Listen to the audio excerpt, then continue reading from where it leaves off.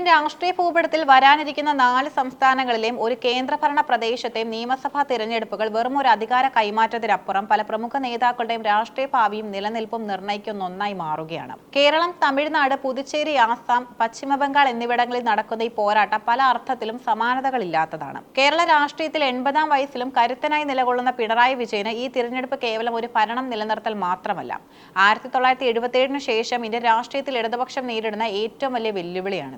ബംഗാളിലും ത്രിപുരയിലും അധികാരം നഷ്ടപ്പെട്ടതോടെ കേരളം മാത്രമാണ് നിലവിൽ ഇടതുപക്ഷത്തിന്റെ ഏക കോട്ട. ഈ തിരഞ്ഞെടുപ്പിൽ പരാജയപ്പെട്ടാൽ ചരിത്രത്തിൽ ആദ്യമായി ഇന്ത്യയിൽ ഒരിടത്തും ഇടതുപക്ഷത്തിന് ഭരണമില്ലാത്ത അവസ്ഥ വരും. ഇത് ഒഴിവാക്കുക എന്നത് പിണറായി വിജയന്റെ വ്യക്തിപരമായ ബാധ്യത കൂടിയാണ്. ഭരണവിരുദ്ധ വികാരം, അഴിമതി ആരോപണങ്ങൾ, രാഷ്ട്രീയ എതിരാളികളുടെ ശക്തമായ കടന്നാക്രമണം എന്നിവയ്ക്കിടയിലും തന്റെ വികസന പ്രതിച്ഛായയും ക്യാപ്റ്റൻ ഇമേജും ഉപയോഗിച്ച് മൂന്നാം ഊഴം നേടിയെടുക്കുക എന്നതാണ് അദ്ദേഹത്തിന്റെ ലക്ഷ്യം. എന്നാൽ ഒരു പതിറ്റാണ്ടിലേറെ കാലം നീണ്ടുനിന്ന ഭരണ തുടർച്ചയ്ക്ക് ശേഷം പാർട്ടിയിലെ തലമുറ മാറ്റവും പുതിയ നേതൃത്വത്തിന്റെ ഉദയവും ഈ തിരഞ്ഞെടുപ്പ് ഫലത്തെ ആശ്രയിച്ചിരിക്കും. വിജയിച്ചാൽ പോലും പാർട്ടി ചട്ടക്കൂടിനുള്ളിൽ നിന്നുള്ള തീരുമാനങ്ങൾ അദ്ദേഹത്തിന്റെ തുടർന്നുള്ള അധികാരത്തിൽ നിർണായകമാകും. തമിഴ്നാട് ദ്രാവിഡ രാഷ്ട്രീയത്തിന്റെ ഗതി മാറ്റാൻ പോകുന്ന തിരഞ്ഞെടുപ്പാണ് വരുന്നത്. അന്തരിച്ച നേതാക്കളായ MG രാമചന്ദ്രന്റെയോ ജയലളിതയുടെയോ അമാനുഷിക പ്രഭാവം ഇല്ലാതെ AIADMK നേരിടുന്ന രണ്ടാമത്തെ വലിയ പരീക്ഷണമാണിത്. 71 വയസ്സുകാരനായ EK പളനിസ്വാമിക്ക് പാർട്ടിയിൽ ഉണ്ടായിരുന്ന ആഭ്യന്തര കലഹങ്ങളെയും വിമർശനങ്ങളെയും ഒതുക്കാൻ സാധിച്ചുവെങ്കിലും ജനവിധി അനുകൂലമാക്കുക എന്നത് വലിയ കടമ്പയാണ്. 2021 തോൽവിക്ക് ശേഷം പാർട്ടിയിൽ സംഭവിച്ച പിളർപ്പുകളും പനീർസെൽവം വിഭാഗത്തിന്റെ എതിർപ്പുകളും പാർട്ടിയെ തളർത്തിയിട്ടുണ്ട്. ഇത്തവണ കൂടി പരാജയപ്പെട്ടാൽ പാർട്ടി വീണ്ടും ചിന്നിച്ചിതറാനും അതിന്റെ പ്രസക്തി നഷ്ടപ്പെടാനും സാധ്യതയുണ്ട്. ദ്രാവിഡ രാഷ്ട്രീയത്തിലെ പ്രധാന കരുത്തരായ AIADMK തകർന്നാൽ ആ രാഷ്ട്രീയ ഇടം BJP ലക്ഷ്യം വെക്കുന്നത് എന്നത് പളനിസ്വാമിക്ക് മേൽ വലിയ സമ്മർദ്ദം ചെലുത്തുന്നു. പുതുച്ചേരിയിൽ N രംഗസ്വാമിയുടെ നേതൃത്വത്തിലുള്ള NR കോൺഗ്രസിലും ഇത് അതിജീവനത്തിന്റെ പോരാട്ടമാണ്. രംഗസ്വാമി എന്ന ഒരൊറ്റ നേതാവിൽ അധിഷ്ഠിതമായി പാർട്ടിക്ക് അദ്ദേഹത്തിന് ശേഷം പിൻഗാമി ഇല്ലെന്നത് വലിയ പോരായ്മയാണ്. അടുത്ത തിരഞ്ഞെടുപ്പാകുമ്പോഴേക്കും അദ്ദേഹത്തിന് 80 വയസ്സെത്തിക്കും. ഈ സാഹചര്യത്തിൽ അധികാരം നഷ്ടപ്പെട്ടാൽ പാർട്ടിക്ക് തിരിച്ചുവരവ് അസാധ്യമായേക്കാം. ഈ തിരഞ്ഞെടുപ്പുകളിൽ BJPക്ക് നേരിട്ട് അധികാരം ലഭിക്കുന്നതിനേക്കാൾ ഉപരിയായി അവരുടെ രാഷ്ട്രീയ തന്ത്രജ്ഞർ അമിത് ഷാ ലക്ഷ്യം വെക്കുന്നത് ദീർഘകാല അടിസ്ഥാനത്തിലുള്ള നേട്ടങ്ങളാണ്. കേരളം, തമിഴ്നാട്, പുതുച്ചേരി എന്നിവിടങ്ങളിൽ BJPയുടെ നിലപാട് ഇപ്രകാരമാണ്. തമിഴ്നാട്ടിൽ DMK സർക്കാർ താഴെ വീഴുന്നത് BJPക്ക് നേട്ടമാണ്. എന്നാൽ അതിലുപരിയായി AIADMK തകർന്നടിയുകയാണെങ്കിൽ പകരക്കാരനായി ദ്രാവിഡ മണ്ണിൽ ചുവപ്പുറപ്പിക്കാൻ BJPക്ക് സാധിക്കും.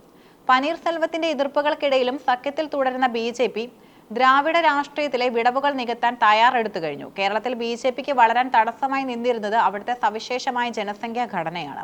എന്നാൽ ഇടതുപക്ഷത്തിന്റെ പരമ്പരാഗത വോട്ട് ബാങ്കായ ഈഴവ സമുദായത്തിൽ വിള്ളലുണ്ടാക്കാൻ BJPക്ക് സാധിച്ചിട്ടുണ്ട്. ഇടതുപക്ഷം പരാജയപ്പെട്ടാൽ അവർ പതുക്കെ രാഷ്ട്രീയത്തിൽ നിന്നും പിന്മാറുമെന്നും അപ്പോൾ കോൺഗ്രസിനെതിരെ പ്രധാന പ്രതിപക്ഷമായി മാറാൻ തങ്ങൾക്ക് കഴിയുമെന്നുമാണ് BJPയുടെ കണക്കുകൂട്ടൽ. 2024 ലോക്സഭാ തിരഞ്ഞെടുപ്പിലെ വിജയം നൽകിയ ആത്മവിശ്വാസം കേരളത്തിൽ വോട്ട് വിഹിതം വർദ്ധിപ്പിക്കാൻ അവരെ പ്രേരിപ്പിക്കുന്നു. രംഗസ്വാമിയുടെ പാർട്ടിയെ സഖ്യകക്ഷിയെ നിലനിർത്തിക്കൊണ്ട് തന്നെ അവിടെ BJPയുടെ വ്യക്തിമുദ്ര പതിപ്പിക്കാൻ അമിത് ഷാ ശ്രമിക്കുന്നുണ്ട്. അധികാരം നിലനിർത്തിയാൽ BJPയുടെ സ്വാധീനം അവിടെ വർദ്ധിക്കും. പരാജയപ്പെട്ടാൽ NR കോൺഗ്രസിന്റെ തകർച്ചയിലൂടെ ആ സ്ഥാനം BJP കൈക്കലാക്കും. മറ്റ് സംസ്ഥാനങ്ങളിൽ നിന്ന് വ്യത്യസ്തമായി ആസാമിൽ BJPക്ക് ഭരണ തുടർച്ച ഏകദേശം ഉറപ്പാണ്. മുഖ്യമന്ത്രി ഹിമന്ത ബിശ്വ ശർമ്മ വികസനത്തിനൊപ്പം തന്നെ തീവ്രമായ രാഷ്ട്രീയ ധ്രുവീകരണവും പയറ്റുന്നുണ്ട്. 34% വരുന്ന മുസ്ലിം വോട്ടുകൾ ഒഴിവാക്കിക്കൊണ്ട് ബാക്കിയുള്ള 103 സീറ്റുകളിൽ വിജയിക്കുക എന്നതാണ് അദ്ദേഹത്തിന്റെ തന്ത്രം. 57 വയസ്സ് മാത്രമുള്ള ശർമ്മയ്ക്ക് പരാജയപ്പെട്ടാൽ പോലും തിരിച്ചുവരാൻ സമയമുണ്ടെങ്കിലും നിലവിലെ സാഹചര്യം അദ്ദേഹത്തിന് അനുകൂലമാണ്. BJP ഏറ്റവും കൂടുതൽ വാശിയോടെ പോരാടുന്ന സംസ്ഥാനം പശ്ചിമ ബംഗാളാണ്. മമതാ ബാനർജിയുടെ നേതൃത്വത്തിലുള്ള TMC ഉയർത്തുന്ന പ്രതിരോധം BJPയുടെ വിപുലീകരണ മോഹങ്ങൾക്ക് വലിയ തടസ്സമാണ്. ഭാരതീയ ജനസംഘം സ്ഥാപകൻ ശ്യാമപ്രസാദ് മുഖർജിയുടെ ജന്മനാട്ടിൽ അധികാരം പിടിക്കുക എന്നത് BJPയുടെ പ്രത്യയശാസ്ത്രപരമായ ലക്ഷ്യം കൂടിയാണ്.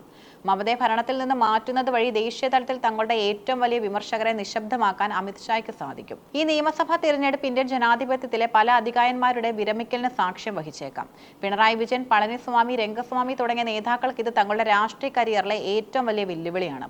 മറുവശത്ത് BJPയെ സംബന്ധിച്ചിടത്തോളം ഫലം എന്തുതന്നെയായാലും ദക്ഷിണേന്ത്യയിലും കിഴക്കൻ ഇന്ത്യയിലും തങ്ങളുടെ സ്വാധീനം വർദ്ധിപ്പിക്കാനുള്ള കൃത്യമായ റോഡ് മാപ്പ് അവർ തയ്യാറാക്കി കഴിഞ്ഞു. പ്രാദേശിക പാർട്ടികൾ തകരുകയും മറ്റൊരു രാഷ്ട്രീയത്തിലേക്ക് സംസ്ഥാനങ്ങൾ മാറുകയും ചെയ്യുമ്പോൾ അത് BJPക്ക് കൂടുതൽ അനുകൂലമായ സാഹചര്യം ഒരുക്കും.